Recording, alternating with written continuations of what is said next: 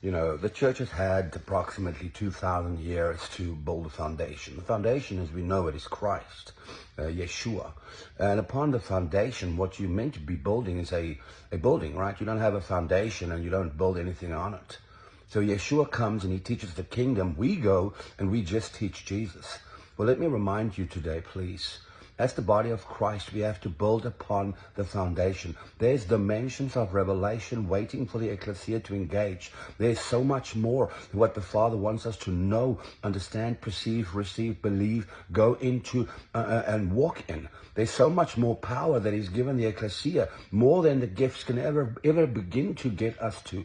There's so much more. When you start living in the Spirit, you begin to understand your responsibility as a son of the Most High, operating in different dimensions and realms, going from one nation to another in the Spirit, working in different states, working in different countries, doing different things, slaying dragons, taking out giants. Now I'm talking about this stuff because the Father has taught me over the years through many of my mentors and my own engagements to go higher, deeper, wider, to not just settle for what they taught us. You know, I've had 13 years of theology studying. I've got a associate's master's degree. I've got a bachelor's degree. You know, I had Bible school after Bible school. I needed that knowledge. I wanted to know more until the Father took me under His wing and took me into the Spirit and started teaching me Himself.